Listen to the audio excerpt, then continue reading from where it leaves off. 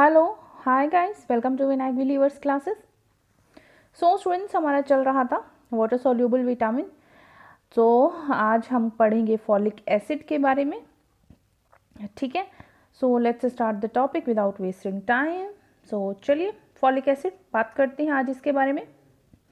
Folic acid क्या है? रासायनिक नाम देखिए, इसका रासायनिक नाम है टेराइल ग्लूटामिक एसिड। ठीक है, रासायनिक नाम है इसका टेराइल ग्लूटामिक एसिड, ध्यान रखिएगा।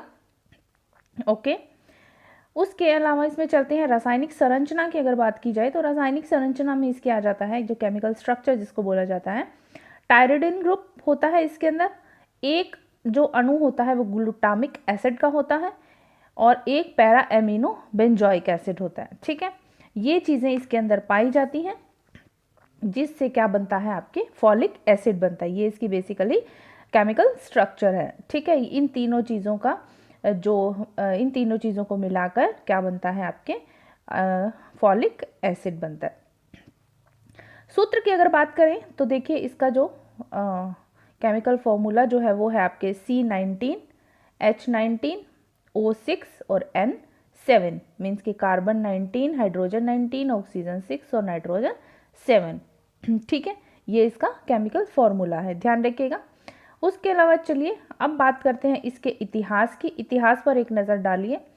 सो ये इम्पोर्टेंट है, इसलिए मैं लेकर आई हूँ। इतिहास में अगर जाने तो देखिए, विटामिन का नाम क्या है? 1933 में विल्स फैक्टर नाम था इसका। विटामिन नेम क्या था? Wills factor.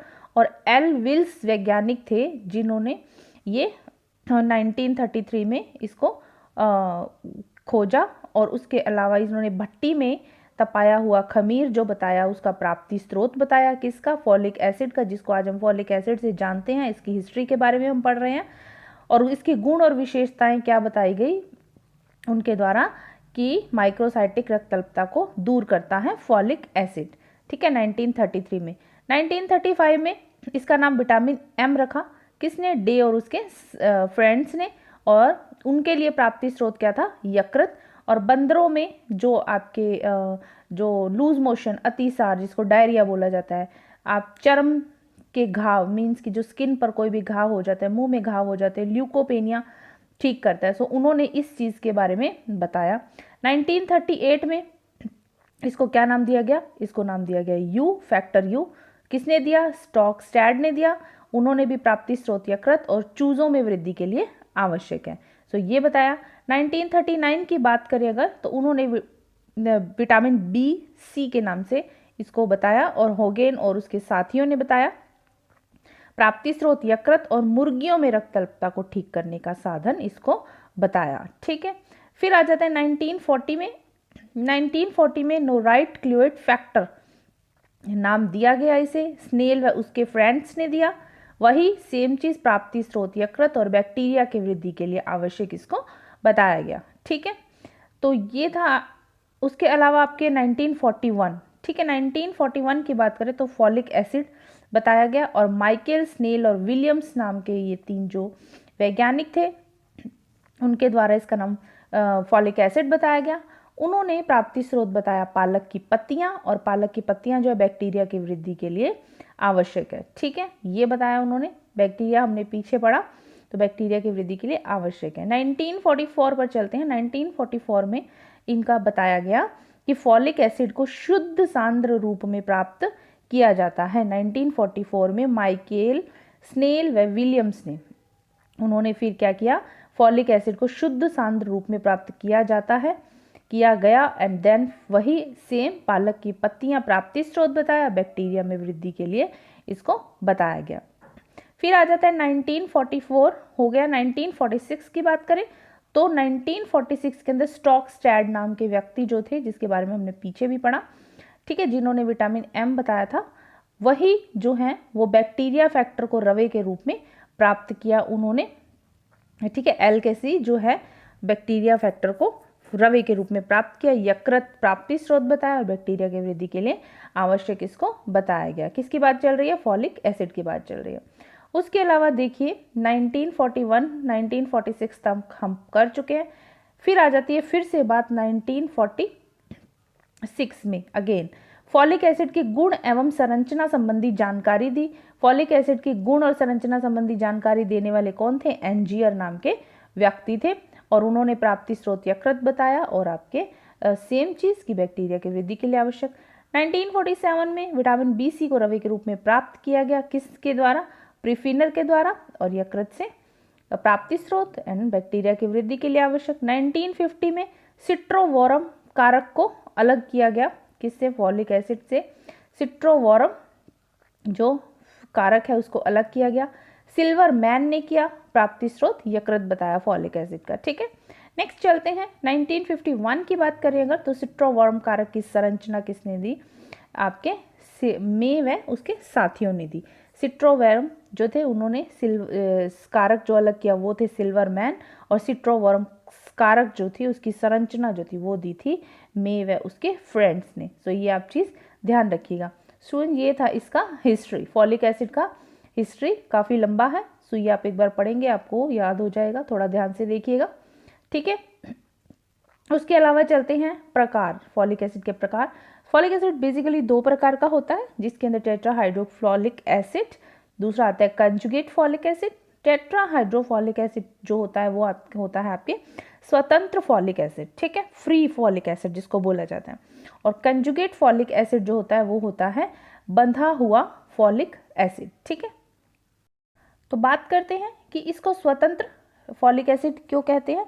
ये जो है टेट्राहाइड्रोफॉलिक एसिड जो है वो और उसके व्युत्पन्न जो होते हैं ये दोनों होते हैं, इसीलिए इसको क्या बोला जाता है? स्वतंत्र folic acid, free folic acid बोला जाता है।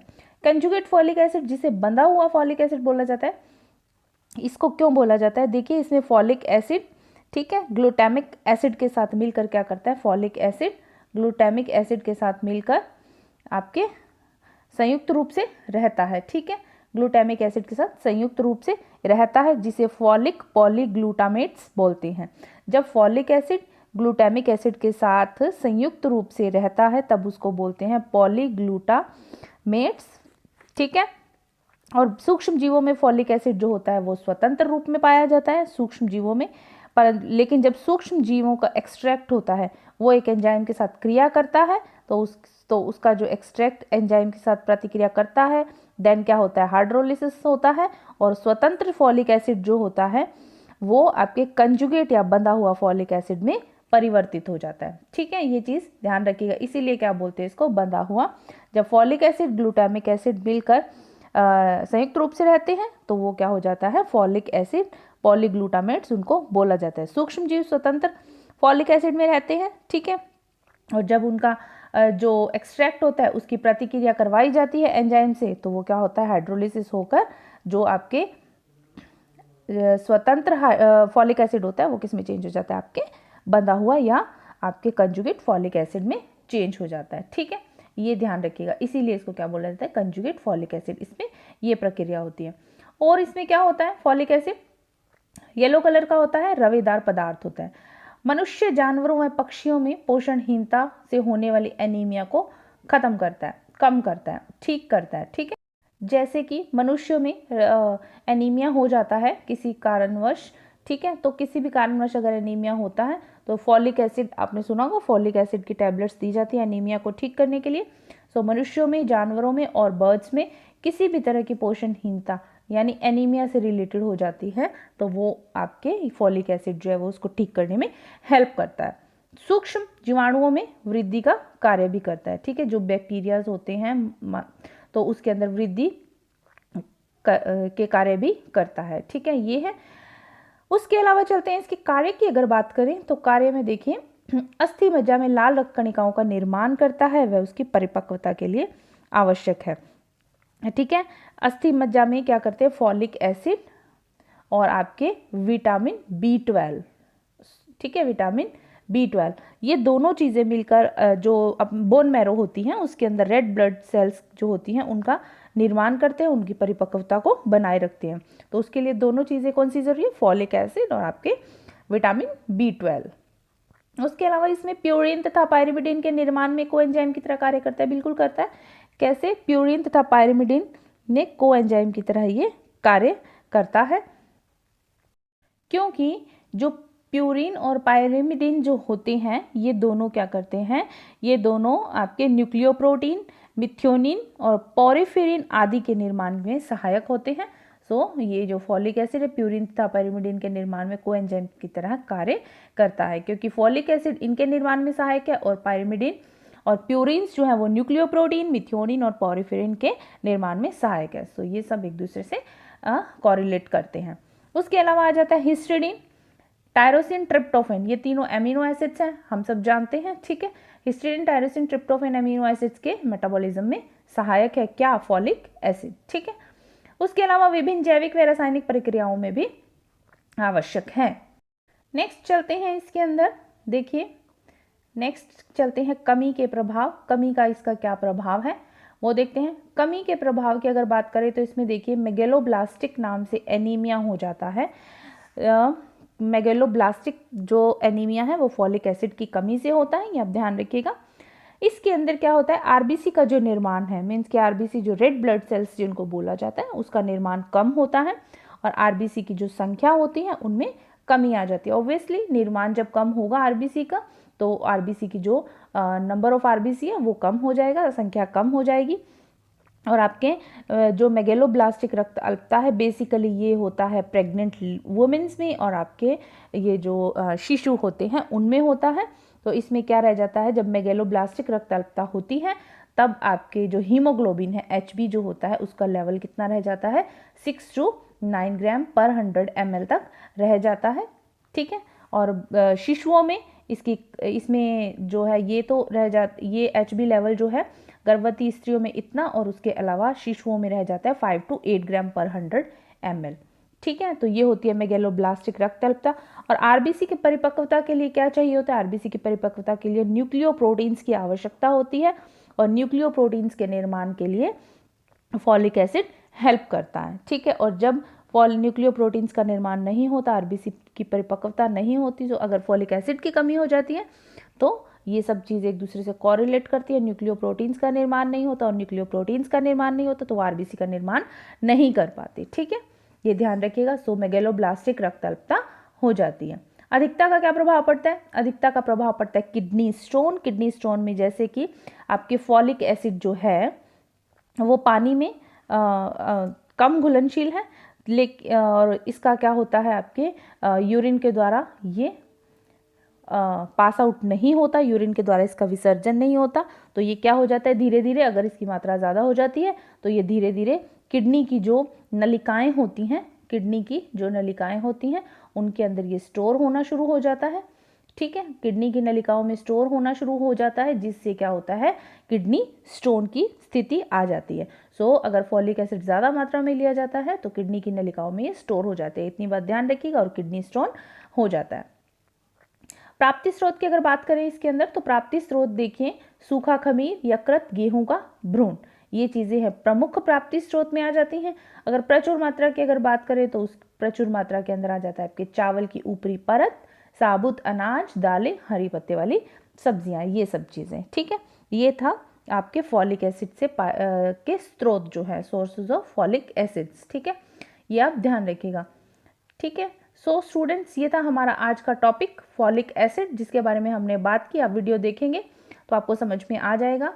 आई होप आपको मेरा वीडियो अच्छा लगा होगा, आपके लिए हेल्पफुल भी होगा आपके पेपर के लिए। तो thank you so much for watching my video. बने रहिए मेरे साथ, पढ़ते रहिए एंड वीडियो को लाइक शेयर सब्सक्राइब करना नहीं भूलिएगा।